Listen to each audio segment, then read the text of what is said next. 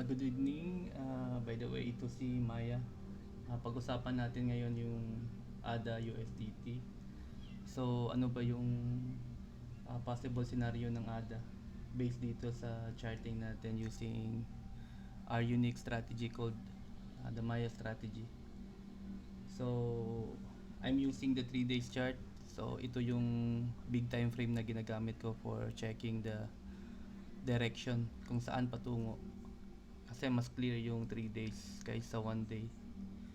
So, if you want to access this kind of time frame, uh, gumamit kayo ng Pro, Trading Pro. Customize yung kanyan, time frame. So, dito tayo. So, base po dito sa nakikita natin dito sa 3 days chart. So, explain ko lang muna konti. So, para may idea kayo kung ano yung mga sinasabi ko dito. So, itong mga level na to is yung mga point of interest ng market kung pupuntahan ba niya ang mga level na to. So, this level is a very important level, respected level kasi kinukuha ko po ito sa mas malaking time frame, which is gumagamit ako ng sequences of time frame. So, simulan na natin. So, kung titingnan mo dito, tanggalin ko muna yung candle natin and then ito lang muna. So, I will explain. So, itong mga boxes na to, ito yung housing. Tinatawag nating housing. Ito yung bahay ng tinatawag nating bahay ng whale. Itong bars, ano bang whale na sinasabi ko dito? Yung whale is yung bigger time frame. Na kasi hindi alam naman natin lahat na we have 365 days of TF and then we have 12 months of monthly and then we have also 52 weeks of weekly and meron tayong 13,000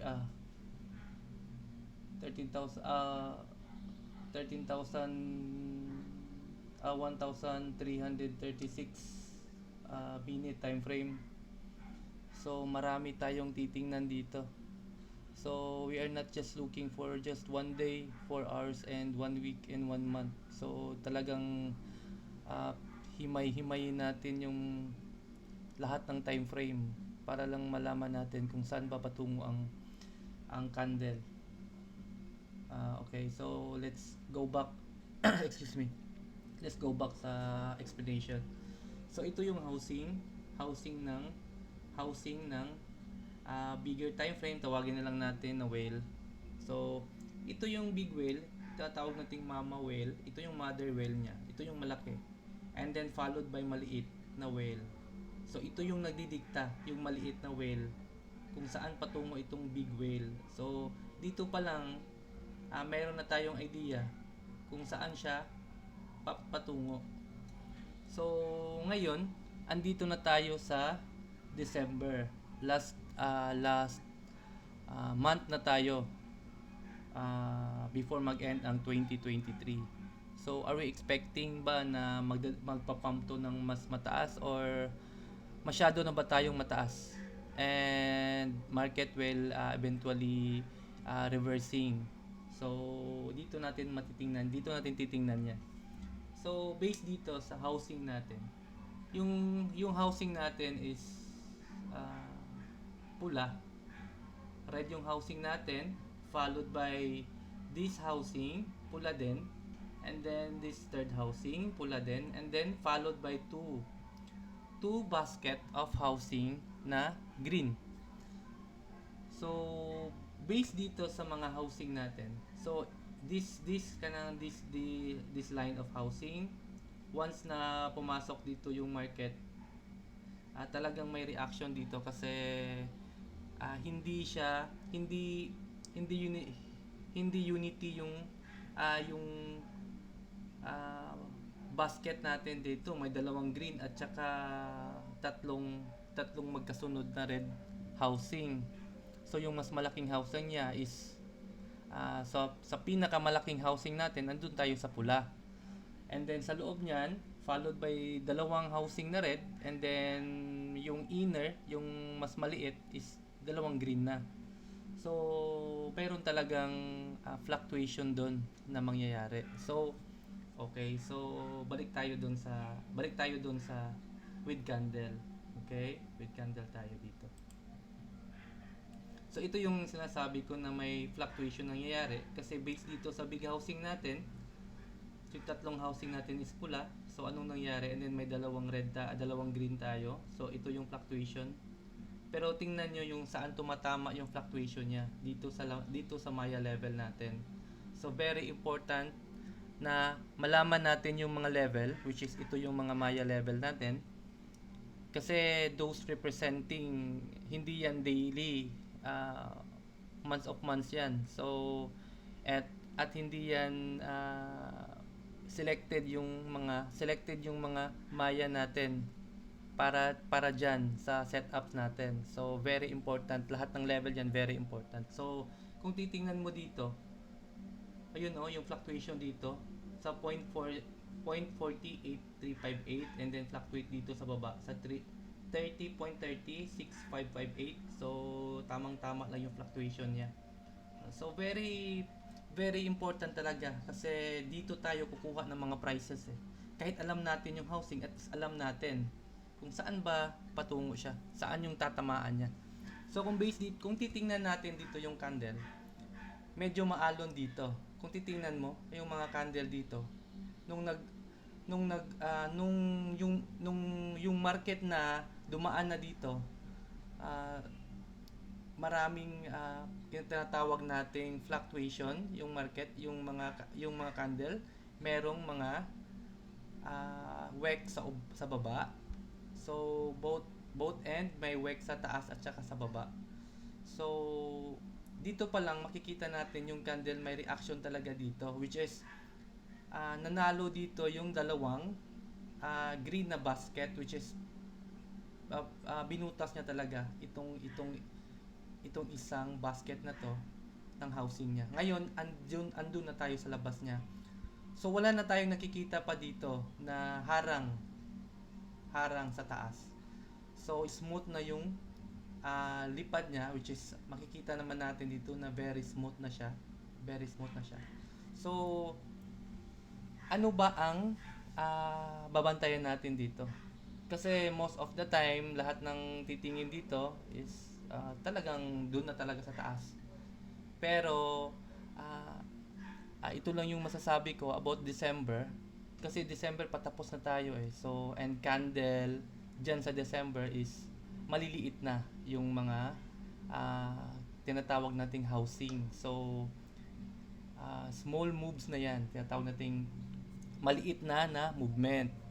So, patapos na tayo. So, it means na yung ADA naman is malapit na din siyang matapos. Malapit na. So, hindi tayo tatagos dito. Hindi natin tatagusin to.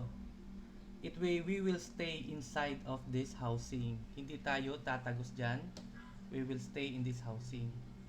This 2023 hanggang gumawa naman ulit tayo ng panibagong housing for the 2024. So, next year na natin pag-usapan yan. So, ngayon, ito yung end of 2023 this housing. Ito yung paglalaruan natin this end of December.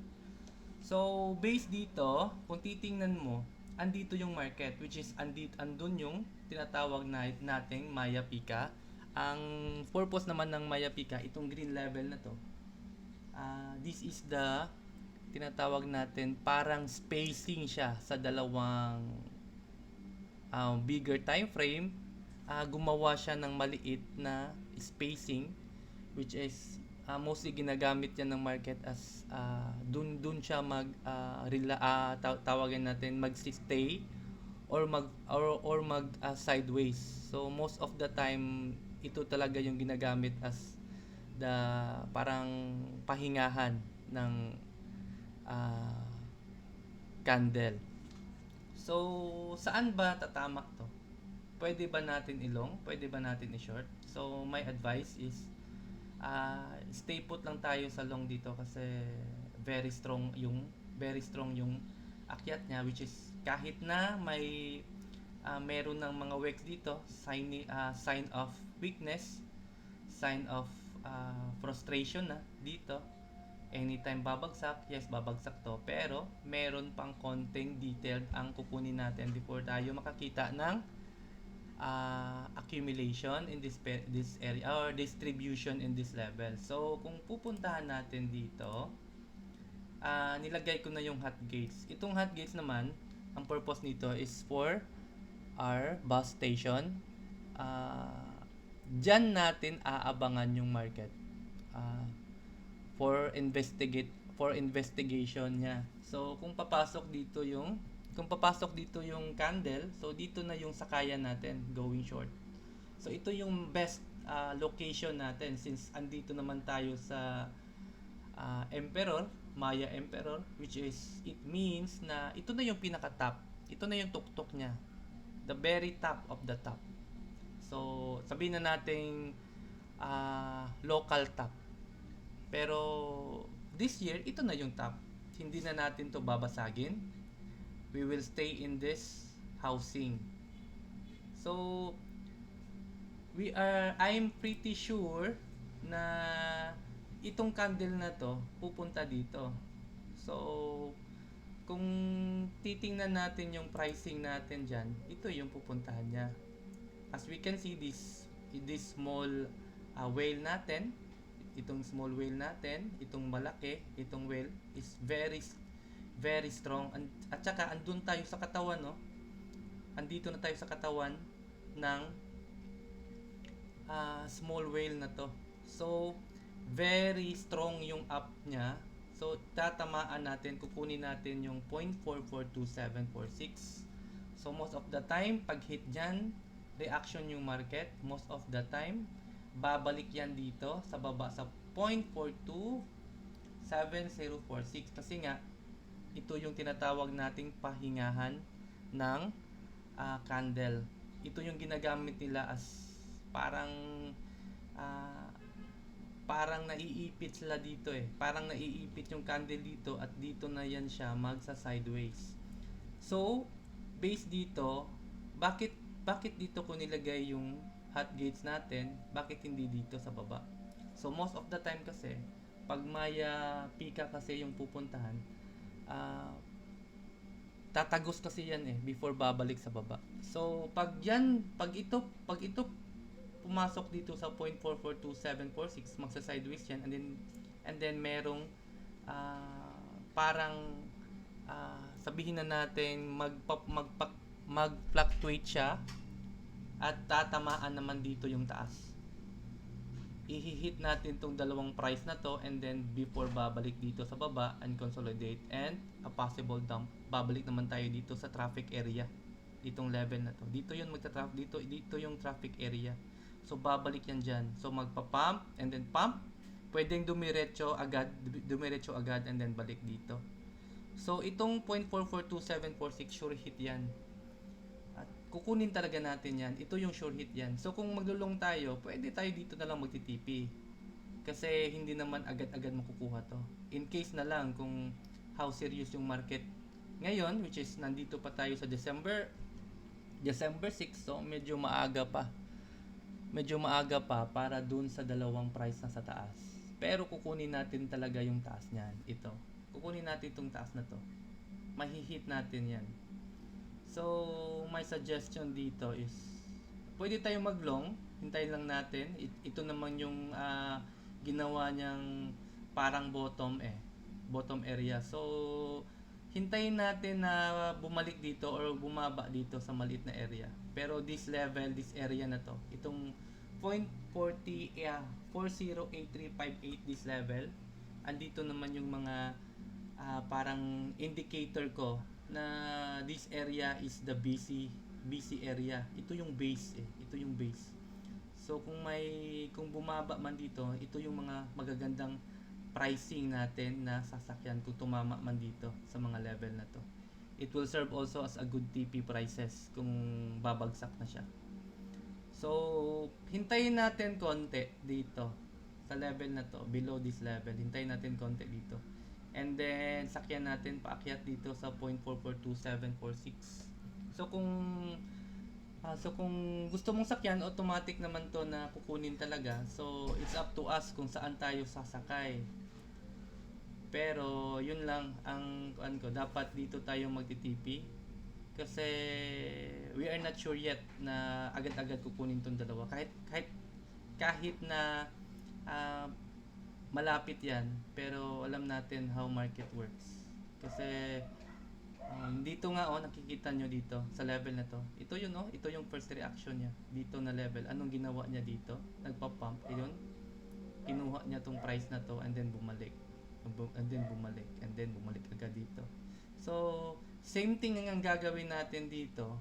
Parang magka-copy tayo sa move na to pero aangat tayo konti. Kasi dito lang yun siya eh. So, aangat tayo konti dito. Magpa-pump yan dito and then bagsak. So, my suggestion, focus lang muna tayo dito. Kahit dito lang, wag na dito. And then, kung dumiretso talaga, then dito na natin hintayin. Wait natin na magda-dump kasi itong trend na to is a major trend. So, we are protected in this trend. So, malakas tong trend. This is a yearly trend. Hindi to basta-bastang trend lang. This is a major trend at hindi pa nababasag yan na trend. So, dito natin hintayin, mas malapit na. Dito natin hintayin. Pwede mong ilong, ikaw, nasa iyo na yan. So, humanap ka lang ng price mo at saka yung SL mo, ikaw na din bahala. So, my suggestion sa SL, dito mo ilagay sa baba where is the traffic area. Kasi hindi naman agad-agad tatagos yan dyan. Kukunin pa natin to and then dun na mag-consolidate na dito, consolidation and then distribution going down. So yun yung nakikita ko dito na scenario natin. So sure ball hit tong kabilang end 0.442783. So depende na sa'yo kung anong leverage ka gamitin mo, pero I'm suggesting na 10x leverage lang and maliit lang na margin ang gagamitin natin dito kasi mas nasa taas na. So kung sa tingin mo na tatagos yan, hindi na. In my own opinion, in my own strategy, in my own viewing, hindi na yan tatagos pa. Dito na yan by the end of the year and then bagsak. Pwede ba siyang tatagusan yung hot guys? Pwede. Kasi ito naman yung end ng housing niya. So, pwede natin ilipat yan dyan kung dumiretso pa siya. So, sa ngayon, dito lang muna kasi andito yung candle eh. Hindi naman yan didiretso agad. And then, this also, an emperor. Emperor is the top of the top. So, hindi niya agad-agad yan babasagin. May rejection talaga dyan. And, yun na yung explanation ko dyan. So, hintayin natin. Ito yung mga target. Kung saan ka papasok, nasa yun na yan. Pero, these prices are very very precise na prices na kukunin natin. Kahit pagmasdan mo lang kung totoo ba yung sinasabi ko, tingnan mo lang yung chart ko and then i-compare nyo soon kung talagang mahihit yan. So, if you want to join my Discord, I have a Discord, a private Discord, and it's just $30 a month. And then, meron akong mga member doon. Hindi naman kami marami, konti lang. Kasi, hindi masyado kilala yung strategy na ginagamit ko. Pero, based doon sa mga members ko, marami naman kaming panalo. Meron ding losses, hindi naman mawawala yan. Kasi, we are dealing market naman eh. So, lilimit lang natin yung paano natin laruin yung pera natin, kung ano lang yung gagamitin natin for protection sa mga positioning natin. At saka always may planning tayo. Kung maipit man tayo sa trading, at least may planning tayo kung saan tayo babawi naman doon. Kahit matrap tayo, still we can trade kasi may wallet management tayong sinusunod yun. And I will teach you doon kung ano yung style natin, paano natin to gagamitin yung strategy natin and our wallet. Maganda yan pag marunong ka din mag-wallet management kasama dito sa strat natin. So yun lang mga kaibigan ko dito sa trading, and salamat and God bless. Bye.